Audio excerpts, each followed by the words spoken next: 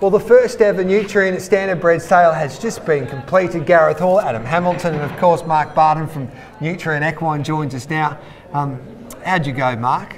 Oh, look, you happy? Yeah, got to be, mate. Yeah. No, it's a lot of money changed hands. It's a busy couple of days, but we've been really pleased with the way we've been received by the market and by the industry as a whole. But no, some really good highlights and a solid day. Yep. Mark, just the last set of figures I saw, a touch over 6 million in total, but I was out the back before. There's still a lot of wheeling and dealing going on, so you might get that closer to 6.2, 6.3. That's where I'd expect us to finish. You see a lot of those passed-in horses. We're very close, and there's a lot of those horses that vendors would like to see sold, and I see people that haven't got horses secured for the race series, so they're keen to try and get one. Yeah. So that makes the average around about the 37, 38 mark? 31 and a half around. Right, okay. It was higher as with today's averages, and we pulled them back in. And with some of those negotiations, that's brought it back, and we don't count any passing reserves in our figures, so they're still pretty solid. There were some great stories today. We're live on RSN 927. We're able to go behind the scenes and with Craig Judd, and when they auctioned off the Bettor's Delight out of the Golden Goddess, Colton went for 180,000 early on the Sunday, and it was great to be a part of that. And the emotion coming from the Judd family after that, because a lot of hard work, and to get the sale topper, they were over the moon. Yeah, I got a chance, and we'll have a look at it in a minute. I got a chance earlier to catch up with Gene Feast after buying that one. Now the significance here, and I speak to Gene about it, is that this is the first time in 6 or 7 years Gene has bought in Australia. She's been buying exclusively in New Zealand, so it speaks to the quality, the fact that it drew her into buying a horse here. So let's hear what Gene had to say. I think we all expected that day two was going to start with a bit of a bang when we got to lot 107, and Gene Feast was ready to go with the Golden Goddess Bettor's Delight. Gene, I think one of the best parts about it is this is the first time in many years you bought at the Aussie sales, so it is a vote of confidence in what's happening here with Nutrien. Oh yeah, for sure. Yeah. No, he was. When I got the book, he was lovely pedigree, and unfortunately I couldn't get to see him because he was in New South Wales, or I would have gone and had a look. So yesterday was the first time I've seen him, and I liked him. Yeah, and she was like you know, she was just a brilliant filly, wasn't she, over there in New Zealand, and then came over here. Merv Butterworth, I think, raced her, didn't he? So, yes. He bought her and then raced her over there and sent her here. Yep. But it's good to be back and able to buy over here, and obviously, you are. This is very much a business for you, so you must have thought this is a really good option. Yeah, I did.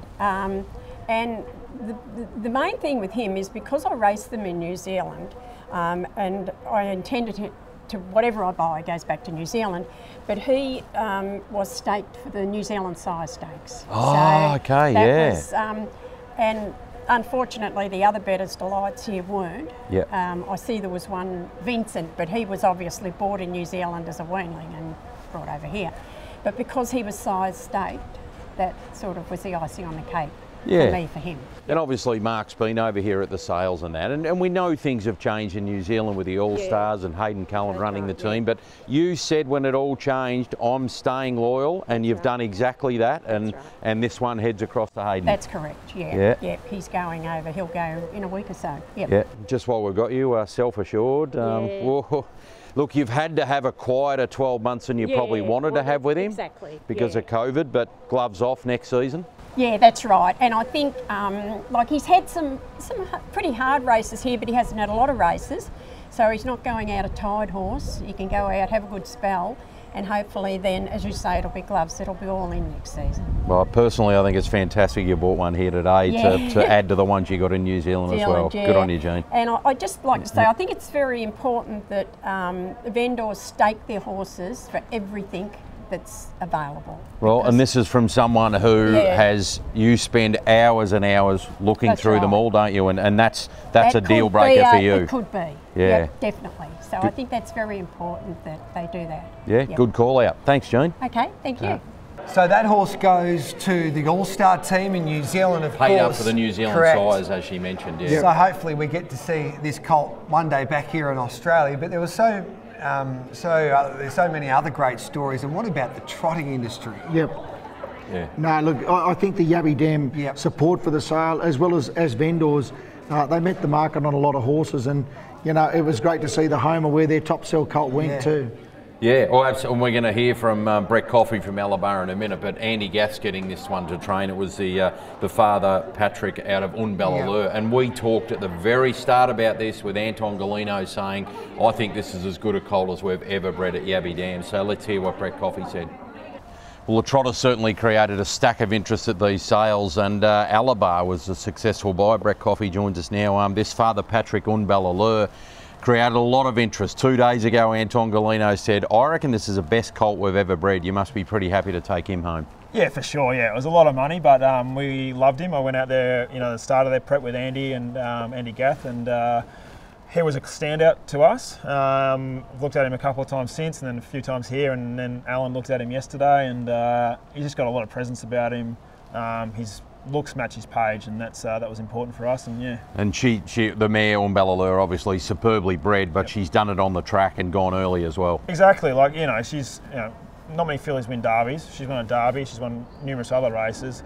By Angus Hall, out of a, you know, French family. It's a lot of nice things there. A lot of boxes being ticked. So. Yeah, absolutely. And just another example of the importance of Yabby Dams and what Pat Driscoll have done for trotting. Exactly. So all credit to Pat and his team out there, Anton and Tom, who prepared them, and it was Jack and Marika. Like, they did a terrific job with their horses, and this guy we thought was the best, so we went pretty hard on him and ended up getting him. And you guys have had that good relationship with Andy Gath over a long period of time, and the success he's had with trotters makes it a good fit, doesn't it? Oh, absolutely. You know, we're good friends with Andy. He's, you know, we think the best trainer of trotters in the country. So he's going to go to Andy. Hopefully Andy can win some Group 1s with him, and then he can retire to Alabar and stand at stud. That's the plan anyway. Good luck. Yeah, no, thank you very much. So that's unique in its own little way, that Alabar Stud, that have been the leading farm in this country for so many years, trying to buy a trotting colt of Yabby Dam Farm so they can have a trotting stallion prospect one day, hopefully, at their farm. And again, we talked about that, Mark. If you can create a market where people buy potential stallions, that's the next evolution. We know it happens in the thoroughbreds, but it's rarely happened in harness racing in this part of the world. And I think that's really important for the people, foundation breeders of horses, that if a colonial sire can actually start to mix it with some of these international sires, I think that's the exciting thing. And we've seen, you know, in trotting and in pacing, I think the one that was there from Ben Stud, I think that's the second highest ever for a standardbred in Australia. Yeah, absolutely. And what about your man Matty Craven? Got involved. He pulled the wallet out. Well, I saw him half an hour before this. So this is the Art Major out of an Arms of an Angel. Now, it's only her second foal, so a bit of an unknown, but she was an absolute superstar on the track. I think herself, she broke 148 in defeat in that Miracle Mile running third, but he put the shoulders back and spent 110 to get it, and here's what Matty had to say. Pretty excited. Well, Matty, I think we all love it. Certainly me, from a racing purist point of view, when a darling of the track creates a lot of interest in the breeding barn as well. And Arms of an Angel, you went to 110 for her second yearling by Art Major. Yeah, look, she was a special mare on the racetrack for, you know, Shane and Lauren Tritton up at Menangle, and she was a super fast mare. I mean, you know, I think one of the quickest Miracle Miles. She set up the tempo, you know, and only just got run down. So to be able to buy an Art Major colt, who was just a lovely colt, very pleased. Yeah, exactly. Well, she broke 150 herself, but she actually broke 149 in that Miracle Mile if you look at her own personal time. Yeah, I think what did they go, 146, 9 or 8, yeah. And, you know, she was out front doing all the work, and you know, still hanging on there at the end. So she's a pretty special mare, and unfortunately we probably never got to see the best of her. But you know, being able to buy out of, you know, good mares like that, you know, with super speed, and, you know, over Art Major, who's just been, you know, one of our greatest stallions, and just a lovely, correct colt. It's a great attitude. It comes off the back of what we can probably describe as a bit of a breakthrough season for you, doesn't it? Or a breakthrough 6 or 8 months. You know, you really went to the next level as an operation. Look, yeah, it was nice to be able to sort of step up into the, you know, those Group 1 races with horses that were, you know, a bit more than competitive, and, you know, to win a few Group 1s was very special for the whole team, and then to have a few horses competing, even the Carnival of Miracles in Sydney, and being competitive in those races. That's what you set out to do, and that's why we're here today, trying to raise the bar of our team. And we've come away with so far 4 lovely colts, and especially this Arms of an Angel colt. Just quickly, the others. What is there another amongst the other 3 you got that you really like? Well, yesterday we bought a Rock and Roll Hanover colt, who doesn't have a lot of horse in the sales. The only colt, and